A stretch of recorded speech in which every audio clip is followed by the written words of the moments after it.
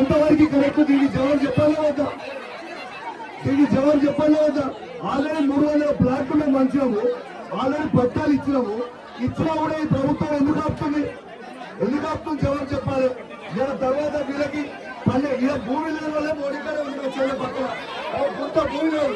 ఎందుకు తీయాలి పన్నెండు గారు? అలా ఎందుకు తీయరు చెప్పు. మోడీకాయ భూమి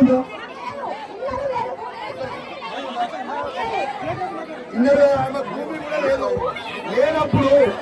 లేనప్పుడు ఎంతవరకు కరెక్ట్? ఆమె పేరు ఎందుకు రాయాలి? ఆమె పేరు ఎందుకు రాయాలి?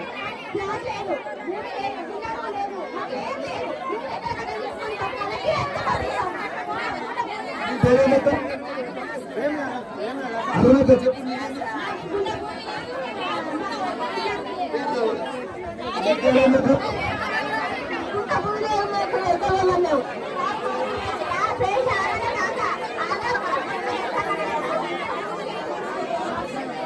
ఇప్పుడు మీరేకి ఇస్తారా? అయ్యారా? జవాబు చెప్పాలి. మీరు ఇప్పుడు అధికారులు ప్రభుత్వం తరఫు నుంచి మీరు జవాబు చెప్పిపోవాలి. ఇప్పుడు మాకు ఇస్తారా? అయ్యారా? ఇప్పుడు వాళ్ళకి 12,000 ఎందుకు ఇయ్యరు? వాళ్ళ ఎవరికి గుంట భూమి లేవు ఎందుకు ఇయ్యరు? గుంట భూమి లేదు, వాళ్ళకి ఇల్లు లేవు ఎందుకు ఇయ్యరు?